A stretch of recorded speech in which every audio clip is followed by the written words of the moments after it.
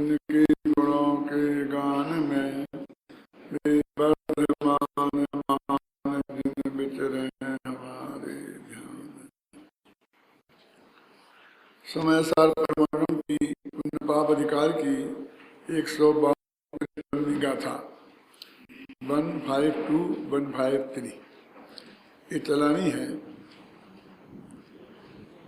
परमट्ठ तू अठ दो जो कुणदि तबम बदम चारे दी तम सब्बम बाल दबम बाल बदम बेंति बन्नू बदनियमानि धरंता शीलानि तहा तबंच को बनता परमट्ठ बाहिराजे निब्बाणं ते न विन्दन्ति परमार्थ से हों दूर पर तप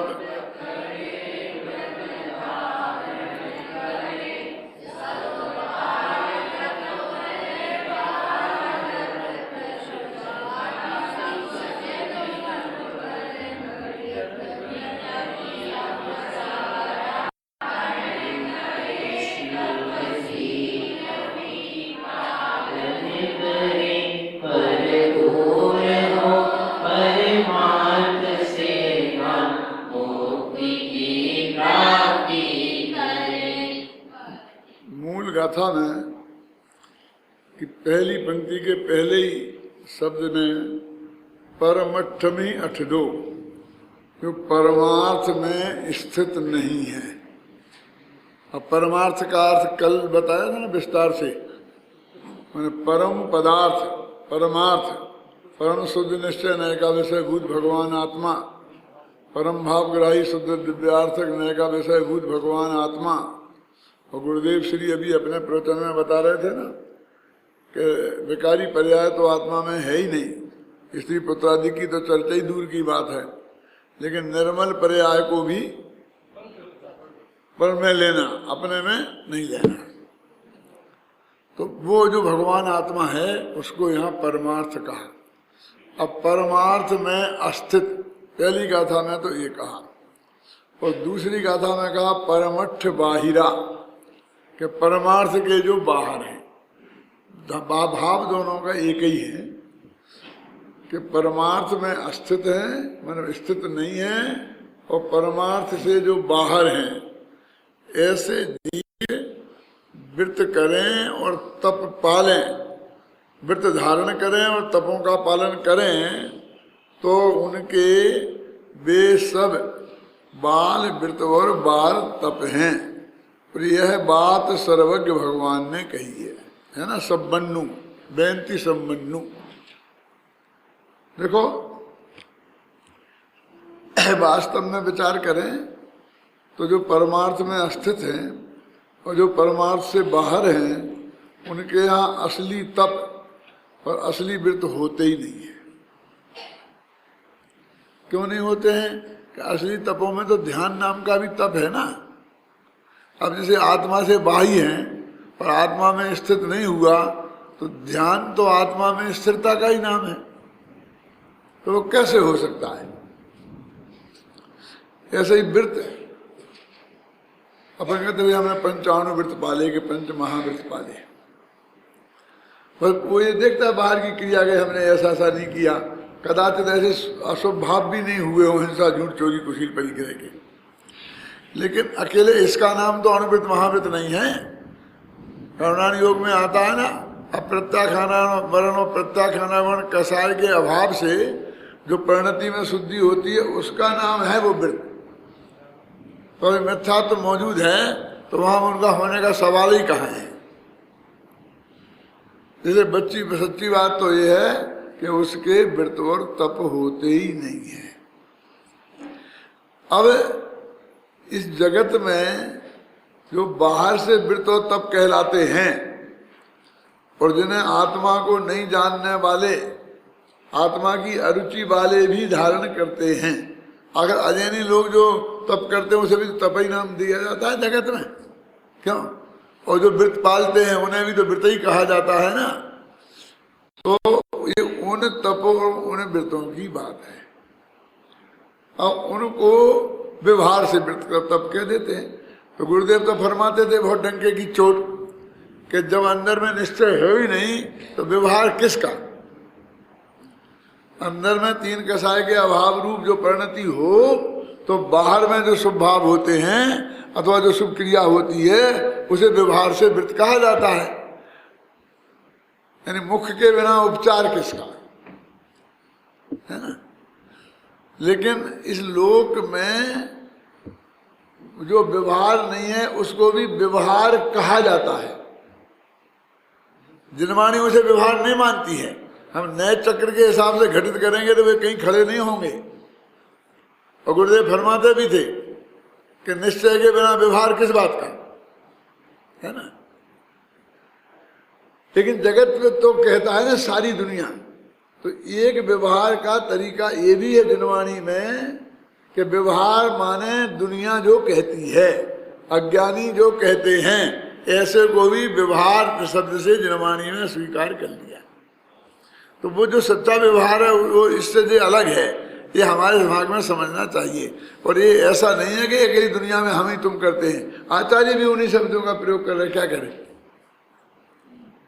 कि व्रत पाले और तब करे तो भी परमार्थ में अस्तित्व परमार्थ से बाहर है।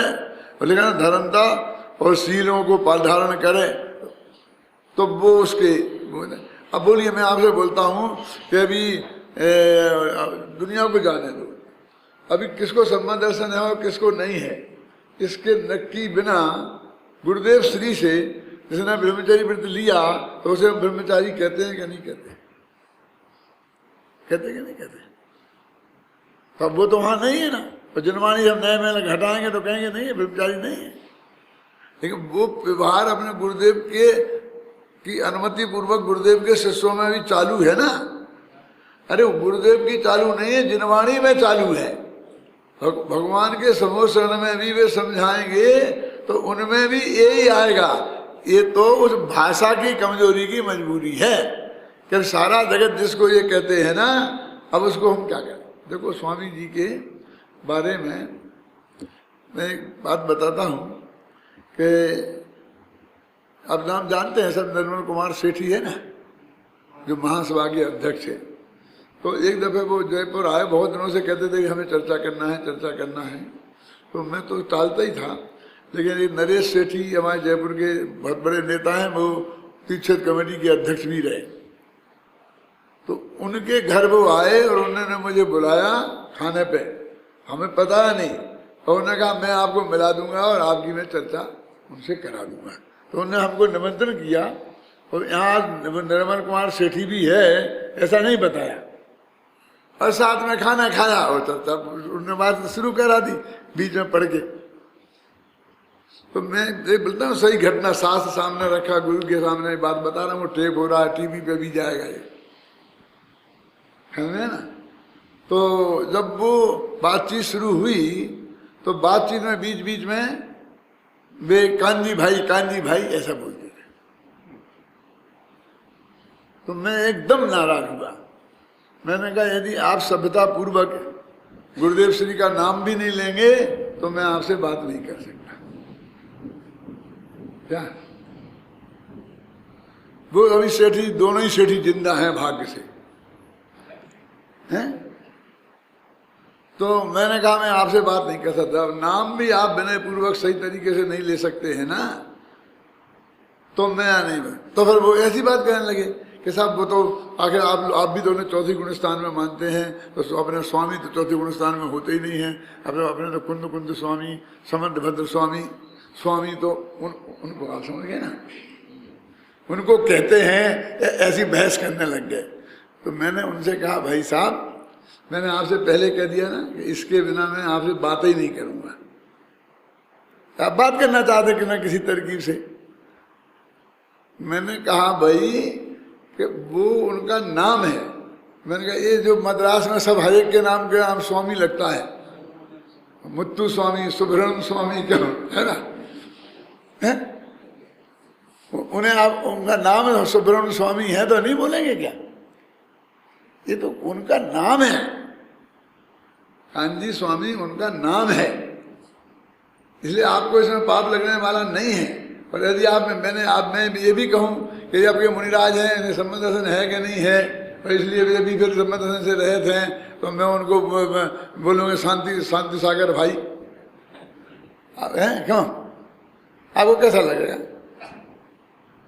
अरे जिनवाणी में ये व्यवहार सामान्य है कि जो जगह शंकराचार्य जी आएंगे तो उन्हें शंकराचार्य आचार्य तो होते ही नहीं, आचार्य तो आचार्य परमेश्वर होते, तो उन्हें शंकराचार्य जी बोलोगे कि नहीं बोलोगे? कि शंकर बोलोगे, पिटाई होगी। तो ये नाम निक्षेप से मेरे कहने का मतलब जिनवाणी में निश्चय व्यवहार वाले व्यवहार में नहीं आने पर भी लोक में ये व्यवहार चालू है। ये भाग्य की बात है कि मैं जिस गांव में पैदा हुआ हूँ उस गांव का नाम था बड़ौदा स्वामी, अभी भी है गांव, तो क्या नाम है? वहाँ कई स्वामी बड़ौदा हैं, बम्बई बड़ौदा भी है ना, और हमारे आसपास भी कई बड़ौदा हैं, डाक बड़ौदा, स्वामी बड़ौदा लिखा है ना, देख दो, उनको दिखा दो। स्वामी माने स्वामियों का बड़ौदा। स्वामियों का बड़ौदा का मतलब ये है कि उसके जो जागीरदार थे वो पहले कभी ये ब्राह्मणों में स्वामी होते हैं ना, वे कोई रहे होंगे, इसलिए स्वामियों का बड़ौदा माने बड़ौदा स्वामी। अभी हम मुरैना विद्यालय में पढ़ते थे तो हमारे गांव के नाम लिखने की आदत थी ना, हुकुमचंद बड़ौदा स्वामी। तो हमारे गुरुजी मक्खनलाल जी वो हमको स्वामी स्वामी कहते थे, स्वामी को बुलाओ। मैं कहा भाई हमारे गुरुजी हमको स्वामी कहते थे, हम भी स्वामी हैं क्या?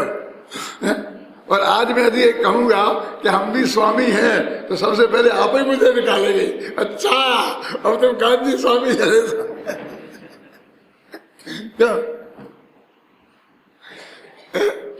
मैंने कहा देखो, जब उन्होंने 3 दफे उनके मुंह से मैंने एक कहलवाया कांजी स्वामी, तब मैंने कहा अब बात करो। ये तो नाम निक्षेप है, ये तो व्यवहार है। तो ये जो व्रत धारण करे और शील पालन करे और तप करे, ये जो शब्दों का प्रयोग है ये वास्तव में ना व्रत है, ना तप है, ना शील है, कुछ नहीं है। फिर भी जगत में इसको व्रत तप शील कहते हैं, तो इसलिए कहते हैं कि यदि वो परमार्थ में स्थित है, परमार्थ से बाहर है, तो वो कुछ नहीं है, इनसे कुछ होने वाला। इनको नाम बाल व्रत और बाल तप कहते हैं। अब ये बाल माने क्या होता है भैया? बाल माने मूर्ख। तुम तो सभ्यता में बोल रहे हो अज्ञानी, क्या? लेकिन सचमुच मूर्ख ही होता है। बाल बुद्धि बोलते ना, ये बाल बुद्धि है,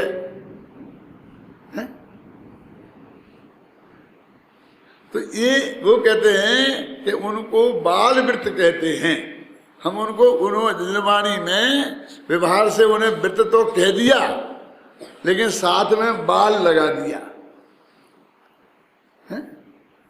ये जो होता है ना, ये 5 प्रकार के मरण होते हैं ना अपने, बाल मरण, पंडित मरण, जिनकी समाधि से मरण होता है सम्यक दर्शन पूर्वक, उनको पंडित मरण बोलते हैं। अनंत भगवान को क्या है बोलते? महापंडित मरण, पंडित मरण, डबल पंडित।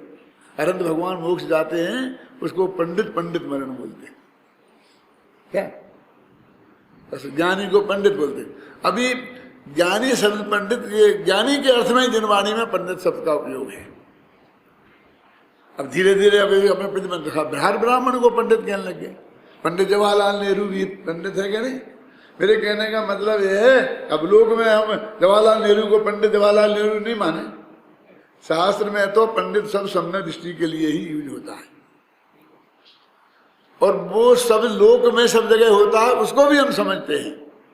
लेकिन अब धीरे धीरे कुछ लोगों ने, मैं मेरे को पंडित मत कहना, मेरे को पंडित मत कहना। क्यों भैया? पंडित कोई गाली है?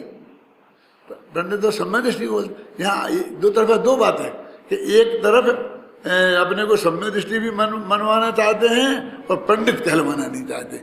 इसका मतलब तुम पंडित शब्द का अर्थ भी नहीं समझते हो। हूँ पंडित न थी, हूँ पंडित न थी। भैया तुम्हें मानता कहाँ है तुम कि तुम पंडित हो? तो पंडित नहीं हो तो 2 ही होते हैं, या तो पंडित मरण है, बाल मरण। या तो पंडित नहीं हो तो बाल हो गए। पंडित माने होता अज्ञानी, तो तुम पंडित नहीं हो तो अज्ञानी हो गए। ये अर्थ ही नहीं समझते अभी। क्या? नहीं पंडित सब बदनाम हो गया। और नेहरू जी को वो नहीं लगा बदनाम हो गया? वो तुमसे कम इज्जत वाले थे। टोडरमल जी को पंडित कहते हैं, क्यों? टोडरमल जी को पंडित कहते कि नहीं कहते? जयचंद जी छाबड़ा को पंडित कहते कि नहीं कहते? बनारसी दास जी को पंडित कहते कि नहीं कहते? जो गुरुदेव श्री ने जिनको ज्ञानियों की श्रेणी में रखा है उन सबको पंडित कहते कि नहीं कहते हैं? लेकिन वे क्या पंडित कांजी भाई, तो हम ऐतराज करें कि पंडित वो तो ज्ञानी का है, अब ज्ञानी वो अपने को मानते थे, वो तो शब्द भगवान के लिए प्रयुक्त होता है, चिंता की बात नहीं है। लेकिन तुम जैसा बोलना चाहते हो, भाई शब्द भी बहुत सम्मान का है, ख्याल में आई ना? बाबू भाई, राम जी भाई बोलते कि नहीं बोलते अपन? कोई अपमान का शब्द नहीं है वो। लेकिन तुम्हारे अंदर जो भाव है, सवाल उसके विरोध का है, हैं? तुम ये तो जानते हो कि हम उन्हें अपना गुरुदेव मानते हैं, उनसे हमने सब कुछ सीखा है और इसीलिए तुम हमसे बात करने आए हो, है ना? तो आपको पूरी मर्यादा से के भीतर बात करना चाहिए। देखो, कड़वी से कड़वी बात बहुत मधुर भाषा में कही जा सकती है। यदि सचमुच हृदय में पवित्रता है और हम सचमुच ये चाहते हैं कि कोई इसमें बात ठीक नहीं लग रही है, तो हमको बहुत मर्यादा पूर्वक उस बात को कह सकते हैं। उसके लिए अपना संतुलन खोने की बिल्कुल जरूरत नहीं है। मैं तो इस दिनवाणी के सामने बैठ के ये बात कहता हूँ आपसे कि मुझे कोई बहुत आश्चर्य हो रहा है इस दिनों। मैंने अभय जी कहा था ना आपसे कि जैसा वातावरण लोग में जो बना रहा है, उसमें मेरे को मेरी प्रकृति के हिसाब से जितना गुस्सा आना चाहिए था वो क्यों नहीं आ रहा है, मुझे बहुत आश्चर्य हो रहा है, सच बता रहा। मुझे अंदर से विरोध भाव ही नहीं जग रहा। क्या क्या हुआ? मुझे एक ही लगता है कि ये दिनवाणी का स्वाध्याय, पूज्य गुरुदेव श्री की कृपा, उनकी वाणी को अपन निरंतर जो अध्ययन करते हैं, ये गारंटी से उसका ही परिणाम है। मैं कह रहा हूं दिनवाणी की साक्षी पूर्वक कि मैंने इनका जवाब मवाब देने के लिए सैकड़ों लोगों को रोका है, किसी को उकसाया नहीं है। ये तो अपने आप ही इतने उकसित होते हैं कि मैंने आपसे कहा था कि आप बोलना, कुछ नहीं कहा। मेरे कहने का मतलब जनता में अपने आप इतना रोष पैदा होता है कि उसको रोकने की जरूरत है, उसको और हवा देने की जरूरत नहीं है। उससे हमारे गुरुदेव के अनुयायियों का भला नहीं होगा। भाई की क्या बात है, आज की बात तो है नहीं। आप हमें 50-50 बरस से जानते हैं, तो किसी ने एक बात कह दिया, एक लाइन लिख दी, क्यों? तो उससे एक सेकंड में हम सबके दिमाग में से निकल जाएंगे। और निकल जाएंगे तो ऐसे रह के भी क्या करेंगे उनके दिमाग में हम, कि जिंदगी भर जिनने हमें देखा है और वो उससे निर्णय नहीं करेंगे। और एक ऐसे किसी के भी एरो गेरो नथु खेरे की जिन्हें कभी दिनवाणी का स्वाध्याय नहीं किया, ना पढ़ते हैं, ना पढ़ने की फुर्सत है, उनके कहने से यदि मान लेंगे तो क्या मतलब? इससे भले आदमी तो हमारे जयपुर के थे। जब सुधा सागर जी आए, उन्हें 4 महीने तक बहुत बहुत विरोध किया, डंके की चोट, यहाँ तक बोला कि एक आदमी को खत्म कर दो, टोडरमल स्मारक पे अपना कब्जा हो जाएगा। तुम नहीं कर सकते हो तो फिर मेरे को, मैं भले एक मेरा मुनिपद खंडित हो जाए लेकिन मैं करूँगा, ऐसा बोला। क्या कहा ना, 2-4 भक्त जाएंगे तो जाएंगे, ऐसा बोला। तब भी उस जयपुर समाज में जो कोई मुमुक्षु नहीं थे, उनने एक ही बात कही, महाराज कुछ भी मत बोलिए आप। क्यों? क्योंकि हम उन्हें 42 वर्ष से जानते हैं। उनने कभी हमारी समाज में कोई भी विप्लव कुछ ऐसा करने की कोशिश नहीं की है। हमारे संबंध बहुत अच्छे हैं। आपके एक दिन कहने से, मुनि के कहने से नहीं मानेंगे। कौन? मुनि भक्तों ने ये कहा, जवाब दिया भरी सभा में। उनने एक वो निकाला था पर्चा, तो ये कहा था कि डॉक्टर भायल ने लिखा है, और उसमें मुनियों को गालियां लिखी थी। तो उन्होंने कहा कि बस वो टाइप किया हुआ था कि नाम के नाम नहीं, कि वहाँ के ऊपर लेटर हेड भी नहीं, ऐसा सादा कागज था। तो समाज ने रिजेक्ट कर दिया, नहीं हम नहीं मानते। हम उन्हें जानते हैं जिंदगी भर से, वो कभी कीमत पे ऐसा नहीं लिख सकती। तो मैं ये कहता हूं कि यदि हमने पूज्य गुरुदेव श्री का आशीर्वाद प्राप्त किया है, उनके तत्व ज्ञान को प्राप्त किया है, उसमें ही हम 24 घंटा जी जमे रहते हैं, वही लिखते हैं, वही बोलते हैं, और फिर भी कोई आदमी आए और 1 मिनट कुछ भी कहकर क्या और आप बरगला दे और आप बरगलाने में आ जाएं, तो हमको ऐसे लोगों की जरूरत भी नहीं है। हमें तो वैसे भी किसी की जरूरत नहीं। क्या है, हम जो तत्व गुरुदेव की वाणी सुना रहे, जो नहीं सुनेंगे वे अपना हित करेंगे कि हमारा हित करेंगे? 5 आदमी कम हुए तो क्या फर्क पड़ने वाला है? क्या?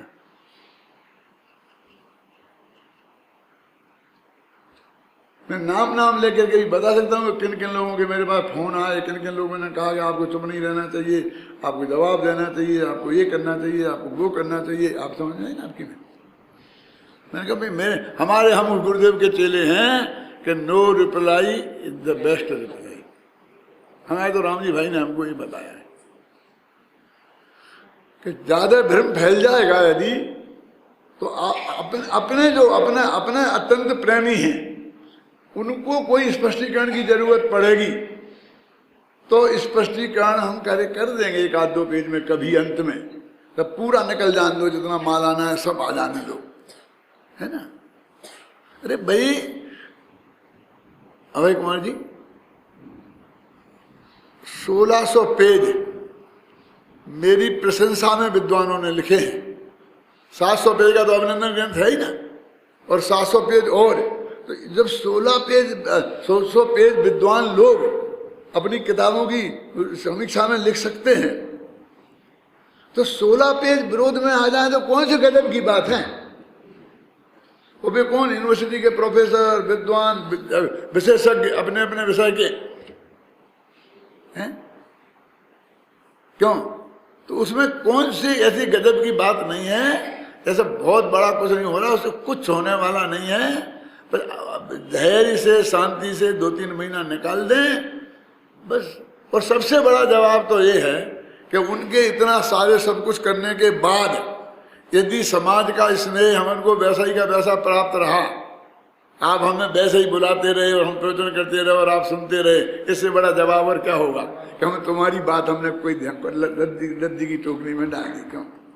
क्या है इसमें? क्या है? इसलिए मतलब बिल्कुल विकल्प अपना गुरुदेव का पंथ नहीं है। ये गुरुदेव का पंथ ये है, मेरे कहने का मतलब ये है, विरोध के प्रति भी हमें सहिष्णु होना चाहिए। ये भी हमें गुरुदेव ने अपने व्यवहार से सिखाया है। हाँ, अभी मैं पढ़ता हूं इसको।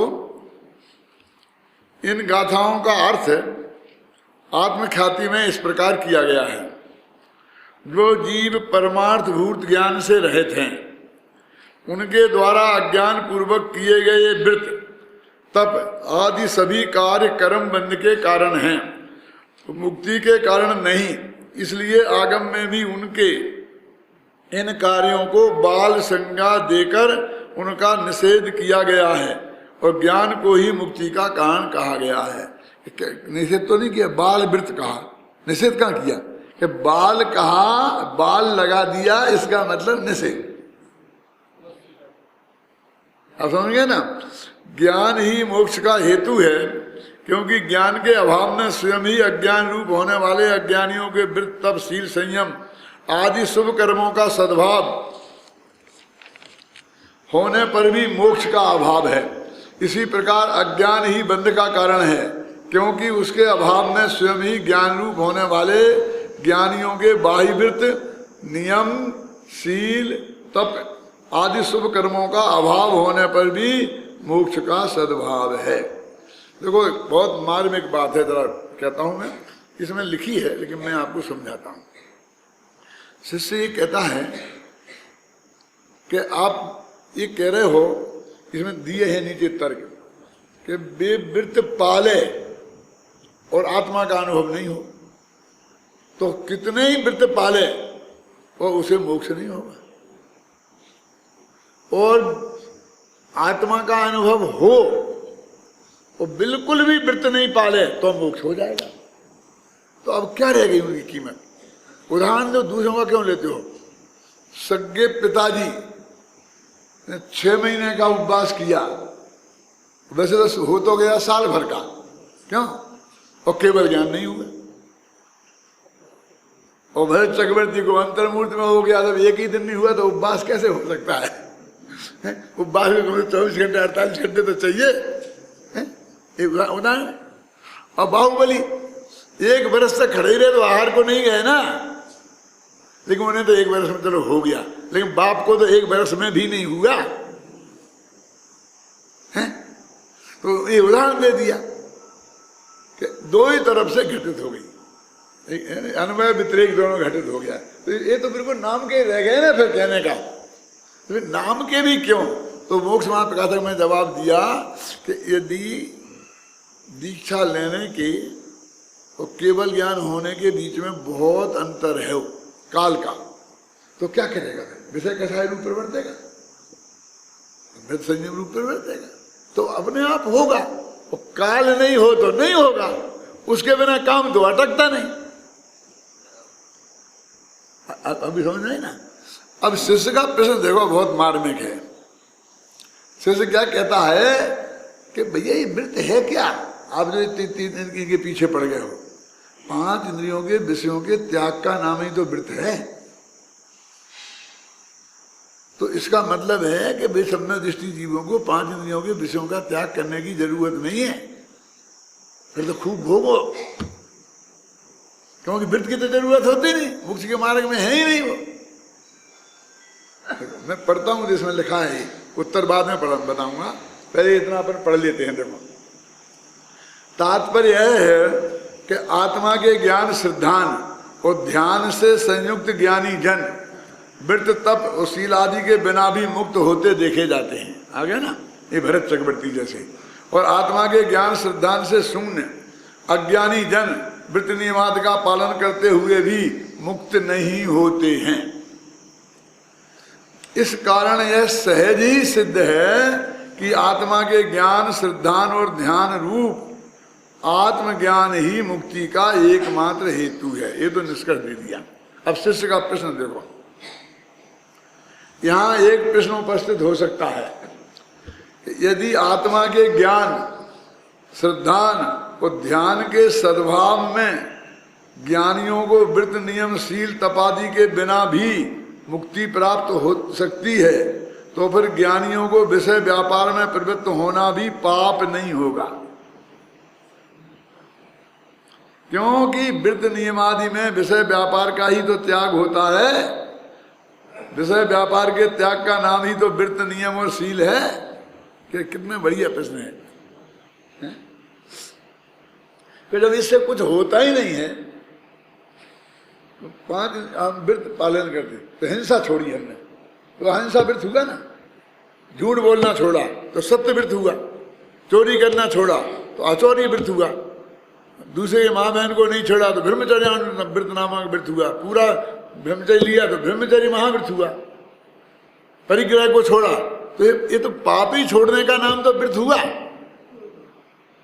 उपवास किया तो भोजन आदि छोड़े, तो 5 इंद्रियों के विषय छोड़ने का नाम तो वृत्त तपशील है। और आपके तो की जरूरत है ही नहीं है, इसका मतलब खूब हो गए ज्ञानी। अकेला और ज्ञान ध्यान वो होना चाहिए, श्रद्धा होना चाहिए, पर से भिन्न आत्मा को जानना चाहिए, श्रद्धा होना चाहिए, और बस उसका कभी कभी ध्यान हो जाए, इतना हो जाए, खूब खाओ पियो मौज करो। मार्मिक प्रश्न है क्या नहीं?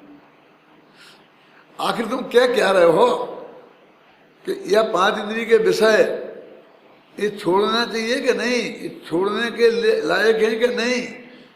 ये कसाय क्रोध मान माया लोभ, 3 कसाय के अभाव का नाम तो महावृत है ना, 2 कसाय के अभाव का नाम अनुवृत है। तो फिर ये होना चाहिए कि नहीं? फिर खूब कसाय करो। अब उत्तर जयसेनाचार्य ने दिया है, अमृतचंद्र चुप है इस मामले में, उन्हें प्रश्न ही नहीं उठाया। मैंने बोला ना, इस समय सार में जो बातें जयसेनाचार्य में नई नई आई हैं वो सब मैंने इसलिए ले ली हैं। और जो रिपीटिशन है उसको छोड़ दिया है, जो अमृतचंद ने कह दी। तो आपको यदि ये पढ़ोगे समय सार अनुशीलन, तो आपको जयसेन का भी पढ़ लिया आपने, और कुंद कुंद का भी पढ़ लिया, और जयचंद छाबड़ा का भी पढ़ लिया, क्योंकि उसको भी हमने जो बहुत जरूरी थी जहाँ वो भी कोट किए हैं, बनारसी दास को भी कोट किए हैं, पांडे राजमल जी को भी कोट किए हैं। जो जो गुरुदेव श्री के सामने जो जो चीज मौजूद थी और जिनके आधार पर उनका ज्ञान विकसित हुआ था और जो उन्होंने समय सार किया उनका भी किया है। तो इसको एक पढ़ने से वो सब छूट नहीं जाएगा, रिपीटिशन है। आप पढ़ो तब तो, कि हम तो उनको ही पढ़ेंगे तो बहुत पढ़ो ना उनको। हम ये कहते हैं इनमें भी पेज नंबर दिए हैं नीचे कि वहां से लिया है वहां से लिया है, मिलान करके देख लो वहां दिया है कि नहीं है, उसी का तो ये अंश है। चाहे उसे पढ़ो और चाहे इसे पढ़ो, क्या फर्क पड़ता है? क्या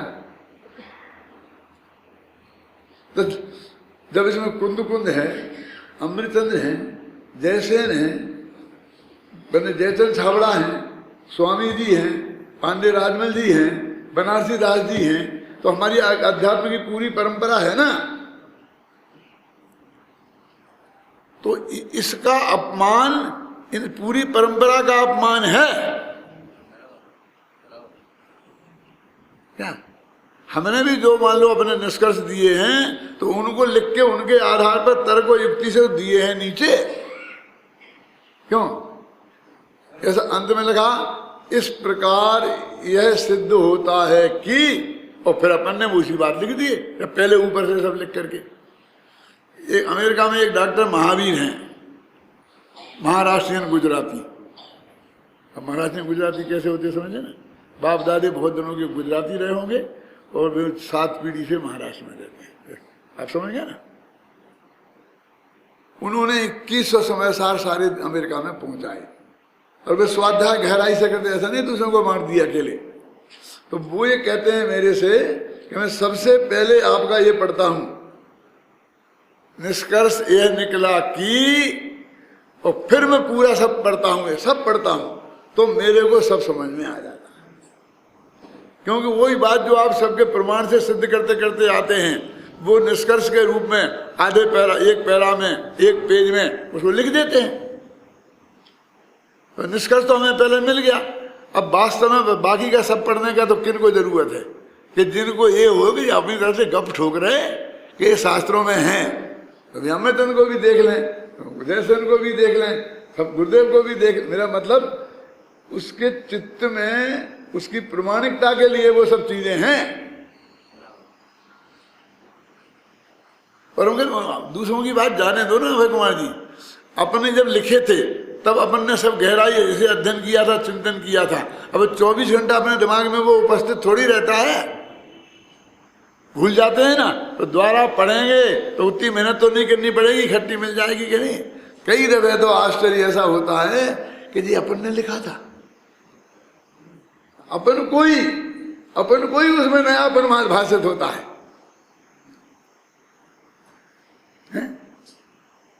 तो ये तो अध्ययन है, स्टडी है। देखो क्या प्रश्न है, अब उत्तर क्या प्रश्न क्या है समझ में, काय का उत्तर देना है प्रवीण भाई। प्रश्न ये है कि जब वृत्तों के बिना भी मोक्ष हो जाता है, तब करिए बिना भी मोक्ष हो जाता है, शील पालन किए बिना भी मोक्ष हो जाता है। वो कर दो करो और आत्मज्ञान नहीं हो तो होता नहीं। तो फिर तो बिल्कुल ही बेकार हो गए, कि बिल्कुल गारंटी से बेकार ही हैं। तो फिर तो खूब पांचों नाम हिंसा झूठ चोरी कुशील छोड़े और ना कसाए छोड़े और 5 इंद्रियों के खूब विषय भी भोगे। ये प्रश्न कितना गहरा है। और जो अपने गुरुदेव के भक्तों पर ये आरोप भी लगता है ना ये आरोप। देखो सुनो उत्तर, आचार्य जयसेन ने स्वयं इस प्रकार का प्रश्न उपस्थित कर इसका तर्क संगत उत्तर दिया है, जो इस प्रकार है। यानी अमृतचंद को ये विकल्प खड़ा नहीं हुआ, लेकिन जयसेन को खड़ा हुआ। हो सकता है जयसेन के समय के लोग ऐसे होंगे, किसी शिष्य ने पूछा होगा कि आप तो खूब खाओ पियो मौज करो, फिर तो व्रत की जरूरत नहीं है। अब एक उत्तर तो इसका यही है, बिना पढ़े बता रहा हूं मैं आपको, कि फिर जी हमारे कुंद अमृतचंद ये कह रहे कि जरूरत ही नहीं है, तो ये खुद क्यों पाल रहे है ना? आप समझे ना, उन्हें नहीं पालना चाहिए थी। इसका मतलब होता है ये तो मानते ही है ना। एक दूसरे जरूरी भी कह दो, जरूरी तो मानते ही है ना। उसमें उत्तर आ गया क्या नहीं आ गया? हमारे हिंदी प्रांत में जब गुरुदेव श्री विद्यमान थे तो उस समय एक आरोप उन पर लगाया जाता था।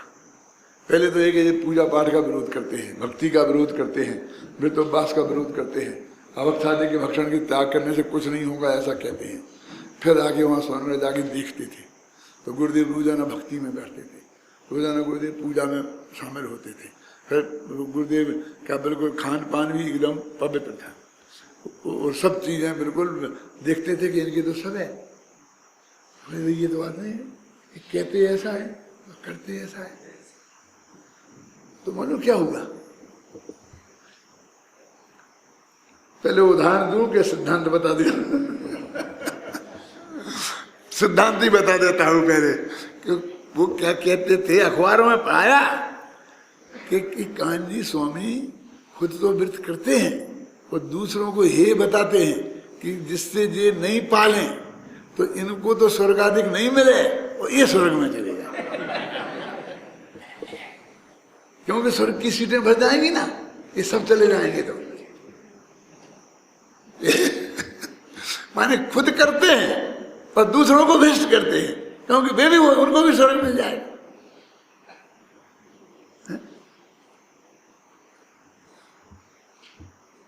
मैंने ऐसा अरे भाई ये वस्तु का स्वरूप है, ये विषय भोग के पोषण की बात नहीं है। ये तो ये जड़ की क्रिया है, स्वभाव है, इससे मोक्ष नहीं होता, ज्ञान ही मोक्ष का कारण है, ये बता रहे हैं। कोई ऐसे छल से कि तुम तो नहीं करो, तुम भ्रष्ट हो जाओ और वे अपने वो कर लें, इसके लिए करते थे कि गुरुदेव। तो देखो क्या अभी उत्तर वो कहते हैं, अरे भैया जब हम शुभ भाव को त्यागने की कह रहे तो फिर अशुभ को हम कैसे ग्रहण करने की बात कहेंगे? शुभ भी मुक्ति का हेतु नहीं है तो अशुभ मुक्ति का हेतु कैसे होगा? क्यों? आलू जमी के अंदर छोड़ना मोक्ष का कारण नहीं है तो खाना मोक्ष का कारण कैसे होगा? देखो पढ़ता हूं, देखो शंका, उनने खुद शंका उठाई जैसे ने, व्रत नियमशील एवं बहिरंग तपश्चरणादि के बिना भी यदि मोक्ष होता है तो फिर संकल्प विकल्प रहित ज्ञानियों का विषय व्यापार में रहना भी पाप नहीं होगा। और यदि तपस्या के अभाव से भी मोक्ष होता है तो इससे सांख्य और शैव मत की ही सिद्धि होगी। अब अपन समझते हैं, सांख्य मत वाले मानते हैं कोई व्रतादि की जरूरत नहीं है और शैव मत वाले भी मानते हैं कैसी जरूरत नहीं है, मोक्ष से बना होगा। समाधान, यह कहना ठीक नहीं है, क्योंकि यह तो हम अनेक बार कह चुके हैं कि निर्विकल्पक त्रिगुप्ती समाधि लक्षण भेद विज्ञान से जीवों को मोक्ष होता है। इस प्रकार भेद विज्ञान के समय में मन वचन और काय वह सुगरूप व्यापार भी नहीं रहता, जिसे परंपरा से मुक्ति का कारण कहा जाता है, तो फिर विषय कसाय रूप अशुभ व्यापार होने का सवाल ही कहाँ रहता है। वे मुनि हो गए, तो आत्मा में ध्यान में हैं, हर अंतर्मूर्त में आत्मा में जाते हैं और बीच में लड्डू खाए आएंगे, बीच में परिस्थिति का सेवन कर आएंगे। कैसी बात करते हो क्या? यानी जब वो कहते हैं भेद विज्ञान, और भेद विज्ञान क्या? निर्विकल्पक समाधि। निर्विकल्पक समाधि क्या? त्रिगुप्ती से सहित। जब हम ये बात कह रहे हैं, क्यों? जब उन्हें अपनी गांठ लगाने की, धोती की गांठ लगाने की फुर्सत नहीं है, ये भी नहीं पुसाती है उन्हें, तो ये घर का ताला कहां से लगाएंगे, कहां संभालेंगे? हैं? देखा ना? जिस, अब देखो उदाहरण देते हैं, जिस प्रकार चावल के अंतरंग तुष लाल कण के चले जाने पर बहिरंग तुष माने छिलका नहीं रहता। जब चावल के ऊपर लाल लाल होता है ना, वो ही निकल गया तो छिलका रहेगा। नारियल की नरेटी अंदर से वो लाल लाल निकल गया तो वो खोपड़ा ऊपर से रहेगा क्या? उसी प्रकार चित्त में स्थित राग भाव के नष्ट हो जाने पर बहिरंग विषय व्यापार भी दिखाई नहीं देता। जिस प्रकार परस्पर विरुद्ध स्वभाव वाले होने से जहाँ शीतलता होती है वहाँ उष्णता नहीं होती, और जहाँ उष्णता होती है वहाँ शीतलता नहीं होती, उसी प्रकार परस्पर विरुद्ध स्वभाव वाले होने से जहाँ जहाँ निर्विकल्प समाधि लक्षण भेद विज्ञान होता है वहाँ विषय कसाय रूप व्यापार नहीं होता, और जहाँ विषय कसाय रूप व्यापार होता है वहाँ निर्विकल्प समाधि लक्षण भेद विज्ञान नहीं होता। वो होता ही नहीं है। लेकिन वो नहीं होता इस वजह से मोक्ष होगा, पर हम तो ये कह रहे ये बात नहीं है। मोक्ष तो आत्मा के आश्रय से होगा, इतनी सी बात है। तात्पर्य यह है कि मुक्ति का साक्षात कारण तो शुद्धोपयोग रूप दशा है, और शुद्धोपयोग रूप दशा में जब वह शुभोपयोग भी नहीं रहता जिसे परंपरा से मुक्ति का कारण कहा जाता है, तो फिर अशुभोपयोग के रहने का तो प्रश्न ही नहीं उठता। शुद्धोपयोग तो शुभोपयोग और अशुभोपयोग तो शुभ प्रवृत्ति और अशुभ प्रवृत्ति इन सभी के अभाव से उत्पन्न होने वाली स्थिति है। कितनी क्लियर बात है। देखो बहुत गहराई से समझने की बात है कि इसमें विषय का पोषण की बात रंच मात्र भी नहीं है। वो चीज उनके जीवन में कभी दिखाई देती ही नहीं है, सवाल नहीं खड़ा होता है। इसलिए कोई नीचे की बात मत समझना। हम ये कह रहे हैं कि 5 इंद्रियों के विषय त्यागने से तुम्हें मोक्ष नहीं हो जाएगा, इसका मतलब नहीं त्यागना और भोगना ऐसा अर्थ नहीं है उसका, है ना। भाई इतनी सी बात है। इस प्रकार इन गाथाओं में भी यही कहा गया है कि ज्ञान ही मोक्ष का हेतु है। अब आगामी कलश में भी इसी बात को पुष्ट करते हैं। अभी बाकी चर्चा कल करेंगे। अभी एक बात अभय कुमार जी ने कही थी कि भाई अपने यहाँ पंच कल्याणक होने वाला है और सिरे, तो उन्होंने कहा था आदर्श। एक दिन मैंने थोड़ा बताया भी था, लेकिन आज कुछ लोग नए बहुत आए हैं, इसलिए फिर बताता हूँ कि आदर्श माने क्या। मैं पिछले कम से कम 5-7 साल से निरंतर ये बात कह रहा हूँ। हर पंच कल्याणक में भी, किताबों में भी लिखा है कि भैया ये अति हो रही है, इतना नाच गाना, इतना ये वैराग्य का प्रसंग नेमिनाथ का है, तो बारात निकल रही है और शादी के कारण बट रहे हैं, और वहाँ उनके रास्ते में पानी, वो चाय पानी की व्यवस्था हो रही है, खड़े खड़े लोग चाय पानी पी रहे, जूठे मुँह हो गए ना, जुलूस में जूठे मुँह जा रहे हैं। ये सब भैया वैराग्य के निमित्त के लिए इतना पर्याप्त है कि पंडाल से शुरू करो बारात, वो इतनी मुड़ी बस वही वैराग्य के निमित्त हो गया। पूरे बाजार में बारात निकालने की क्या जरूरत है। और बाजार में क्या होती दिक्कत है कि फिर उस दिन दीक्षा कल्याण का जुलूस, तो दीक्षा का कल्याण करके जरिए गायब ही हो जाता। तो दीक्षा कल्याण अभी उदयपुर में दीक्षा कल्याण का मालूम क्या रखा, ये पंडाल है और इधर सामने दीक्षा कल्याण है, बस सड़क क्रॉस करके, क्योंकि समय ही नहीं है। और बारात का जुलूस सारे बाजार में घूमा।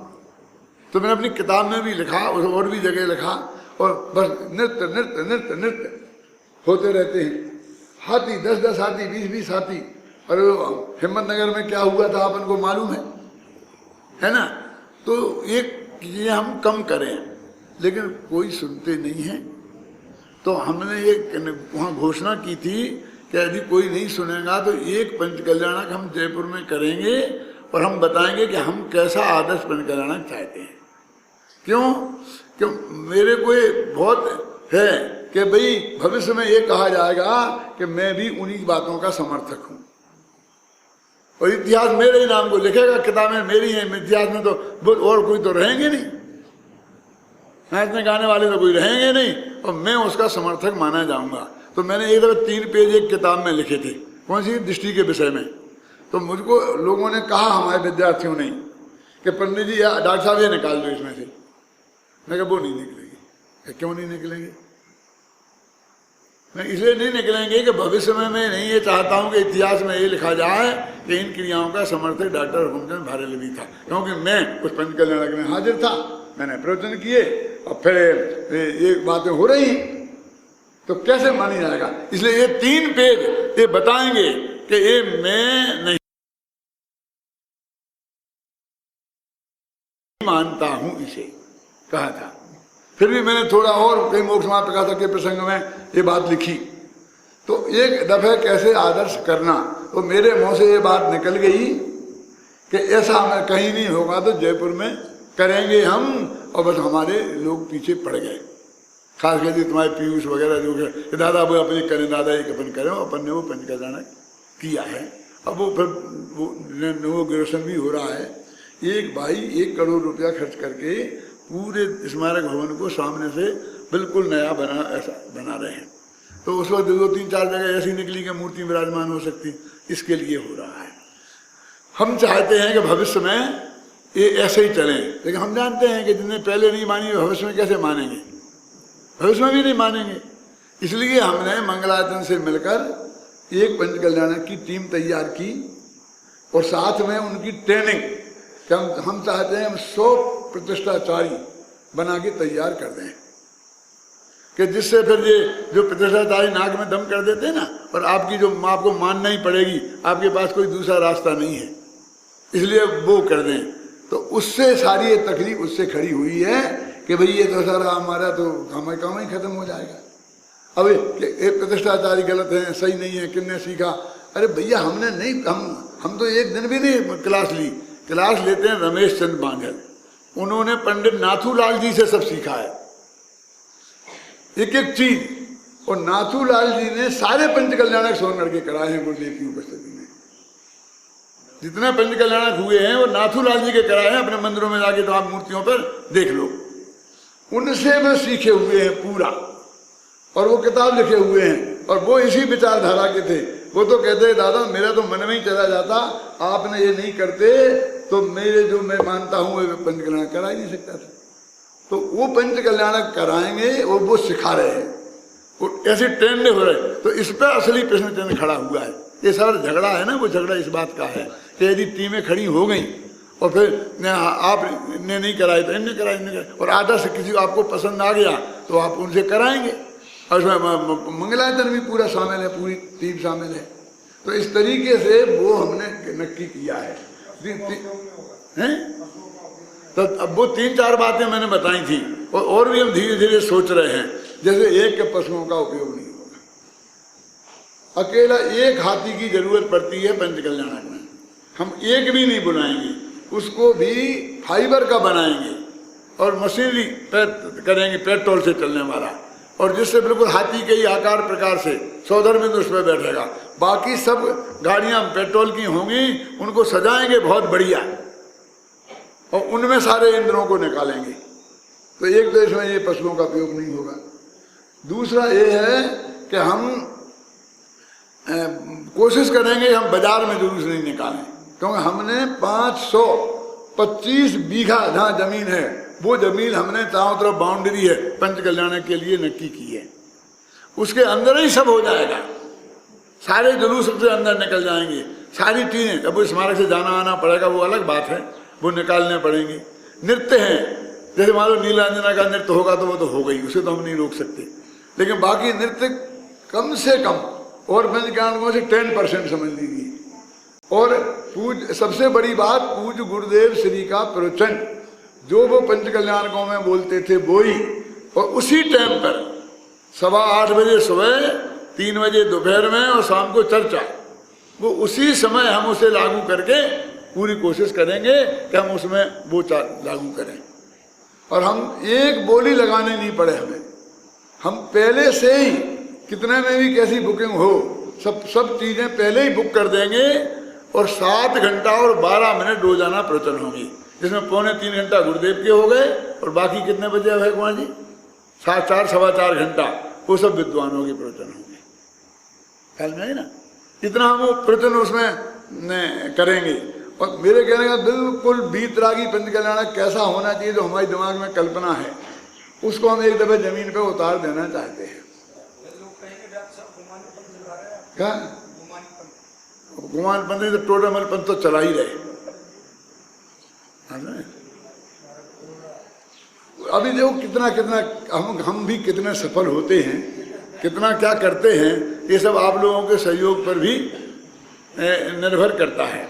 इसलिए हमने क्या किया है कि सब नक्की कर दिए हैं। कि 100 धर्मेंद्र इतने में, फलाना इतने में, फलाना इतने में, फलाना इतने में, इतना 2-4 ऊपर की पोस्टों को छोड़कर थोड़ा उसमें बार्गेनिंग भी हो सकती है, लेकिन बाकी के नीचे के सब नक्की कर दिए हैं और पर्चा निकाल दिया है। यहाँ भी हमने 5-6 पर्चे, ये क्या नाम भाई है अपने, बीनू भाई और उल्लास भाई और अपने बहन क्या नाम, रमाबेन, दोनों रमाबेन माने ब्रह्मचारी और रमाबेन दोषी माने इनकी धर्म पत्नी, और वो बहन है कौन, वो शशिकला बहन, इन सबको वो पर्चा दे दिए हैं। आप जिसको जहाँ बैठना हो उस पोस्ट पे बैठ जाएं। सब लोग कहते हैं हम तो वहीं आएंगे, जो खुद करना वो कर देंगे। वहाँ सिर्फ एक खाता खुला रहेगा कि जो पंचकर्मा प्रतिष्ठा का जो जनरल खाता होता है, पर बाकी हम बोलियों का काम नहीं करेंगे। और माने होगा भी तो 5%, क्योंकि जो चीज़ नहीं निपटेंगी वो उसी वक्त करना पड़ती हैं, समझ गए ना। और सब हमने पहले नक्की कर लिया है, और इस उद्देश्य से हमने ऐसा पंचकल्याण करने का नक्की किया कि हमारे नाम पर जो भविष्य में रहे, कम से कम वो चीज़ रहे और लोगों को पसंद आए, तो हम इतने विद्वान उपलब्ध करा देंगे आपको कि आप यहाँ सपने में देखेंगे और दूसरे दिन आपके यहाँ विद्वान पहुँच जाएगा। जैसे बम्बई में विद्वान लगाए ना, घर घर पहुँचाए, ऐसे घर घर पहुँचा देंगे। असली तकलीफ तो ये है, मैं आपको सच बोलता हूँ, जो हमारा विरोध हो रहा है ना, वो असली तकलीफ ये है कि हम प्रतिष्ठा चाय तैयार कर रहे हैं, हम गाँव में प्रवचन कार्य तैयार कर रहे हैं, वो विद्यार्थी भी हमारे बिल्कुल हमने उन्होंने प्रतिज्ञा की है कि जैसा आपने अपना जीवन समर्पित किया है गुरुदेव के प्रचार में, ऐसा हम भी करेंगे। वो जान की बाजी लगाकर हमारे साथ खड़े रहने को तैयार हैं। ये जो सबसे बड़ी तकलीफ है, तो इसकी वजह से ये सारा है, उसकी बिल्कुल चिंता करने की जरूरत नहीं है। आप समझे ना, कोई हम ऐसा नहीं हमने कोई चोरी करी है, कोई हमने जारी करी है, कोई की माँ बहन की पत्नी को छोड़ा कि हम पैसा खा गए हैं, कि मूर्ति में पैसा खा गए हैं, कि हम और चीज़ों में पैसा खा गए हैं, कि धंधा पानी हमने उसमें किया है, ऐसा तो है नहीं। डरे तो वो जिसने ये किए हों। इसलिए शांति से ये बात है, इन लोगों के पास में वो पर्चा है कागज हमारे 3-4 पेज का। अभी क्या है भाई साहब कि आपके जिस पे निशान लगा देंगे वो हमारे यहाँ पीयूष को लिखा देंगे, पीयूष उसमें काट देगा। अभी जितने जितने बुक हो गए हैं उनमें सब पे नाम लिखे हुए हैं कि ये चीज़ फलाने ले ली। जैसे कि विधि नायक विराजमान करने की 11 लाख की रखे थे हमने, तो वो अमृत भाई, बाबू भाई के छोटे भाई है ना, अमृत भाई मेहता, उनने ले ली, तो उस पर हमने निशान लगा दिया, ये आपको उपलब्ध नहीं है। आप समझे, हर छोटी छोटी चीज़ जो आपकी कल्पना नहीं कर सकते हैं, कलश वलश सब हमने वो सब नक्की कर दिए हैं। और अब आपको हम आपके पास आने हमारे नहीं, हम किसी के पास गए भी नहीं। आप ये समझे, लोगों को भ्रम है कि हम ज़्यादा किसी के पास गए हैं, समझ में ना हम आगे पास आ सकते हैं ना हम आपसे कह सकते हैं। तो हमारे यही कार्यकर्ता हैं जो बने हैं, वो लोग आपको कहेंगे अथवा आपको लेना है उसमें कर दें। अभी जब महीना 2 महीना रह जाएंगे और जब हम देखेंगे कुछ बाकी रह गए तो उनका क्या करना, उनको अरे उसमें क्या है। यदि मान लो कलश 1000 हैं, उनमें 500 रह जाएंगे तो रह जाएंगे, 500 से ही काम चला लें। 1000 हो गए तो 1000 हो गए। आप पॉइंट समझे ना। अब एक देखिए, एक सबसे बड़ी भूल क्या चलती है, 16 इंद्र। अरे 16 इंद्र होते ही नहीं है, इंद्र तो 12 ही होते हैं, अब हमारे 16 चल रहे। सबसे पहले नायरोबी में मैंने ये बात उठाई थी, तो बाबू भाई ने कहा साहब चुपचाप रह जाओ, अभी हमारा सब गड़बड़ हो जाएगा। अब तो 16 बना दिए, अरे आप कहोगे तो मजा नहीं आएगा क्या। अब 12 होते हैं। कैसे होते हैं, स्वर्ग 16 होते हैं। पहले स्वर्ग का 1 इंद्र, दूसरे स्वर्ग का 1 इंद्र, तीसरे का 1, चौथे का 1 और 5वें 6वें का 1। आपको पता ही नहीं है, 7वें 8वें का मिलकर 1, 9वें 10वें का मिलकर 1, 11वें 12वें का मिलकर 1, 13वें का 1, 14वें का 1, 15वें का 1, ऐसे 12 होते हैं। अब क्या करें, अब 16 चल रहे। अब 12 प्रतिनिधि होते हैं, उनके असिस्टेंट होते हैं। तो यदि ज्यादा बनेंगे तो हमने कहा चलो 12 इंद्र 12 प्रतिनिधि 24 हो जाएंगे, नहीं बनेंगे तो 12 ही चलेंगे। बनाए थे ना। तो मेरे कहने का अर्थ यह है कि कोई पैसा ज्यादा हो जाए इसके लिए नहीं। हमारी भावना ये जरूर है कि यदि पैसा कुछ बच जाएगा तो जो महाविद्यालय चलाने के लिए तकलीफ खड़ी हो रही है और जिस तरह से वातावरण खराब हो रहा है ना, इसमें ये और ज़्यादा तकलीफ खड़ी करेंगे लोग। बस मैं ज़्यादा कुछ नहीं कहना चाहता हूँ, इशारे में कहना चाहता हूँ। तो वो सारा पैसा जो बचेगा वो महाविद्यालय के विद्यार्थियों के पढ़ाने में ही खर्च होगा। और इस साल मैंने नक्की किया है कि यदि 50 विद्यार्थी आएंगे तो मैं 50 को भर्ती करूँगा। अभी 30 करते हैं, क्यों कि जितने अभी अपन 50 को पढ़ाओ चाहे 30 को पढ़ाओ, अपनी मेहनत तो उतनी ही होती है। अब अपनी ज़िंदगी में भगवान ने कह दिया कि 1000 होना चाहिए, 1000 के पहले मत मरना, तो फिर तब तक मुझे जीना पड़ेगा। इसलिए हमने कि जितने विद्यार्थी आएंगे और उसके लिए गांव-गांव में मैंने अपने बच्चों को, ब्रह्मचारी यशपाल जी को और सबको घुमाया है कि अधिक से अधिक विद्यार्थियों को लेके आओ। अब जो होगा देखी जाएगी। क्या कि पैसे की कमी पड़ेगी तो हम अभी तक तो जो मेरी प्रतिज्ञा है कि हम किसी से मांगना नहीं, वो निभी है और भविष्य में भी निभेगी। आप समझे ना। तो इस तरीके से वो पंच कल्याणक में जिसको जो बनना हो, 5-6 नाम मैंने लिए हैं, उनके पास में बन जाना, आप लोग बना देना। वहाँ सूचना जरूर कर देना, कहीं ऐसा ना हो कोई दूसरा उसी पोस्ट को, दूसरा भी उसी पोस्ट के लिए आप नाम बन ले तो फिर मामला झगड़ा हो जाएगा। इसलिए वो आप ऐसा करें। इसी बात करनी थी मुझे।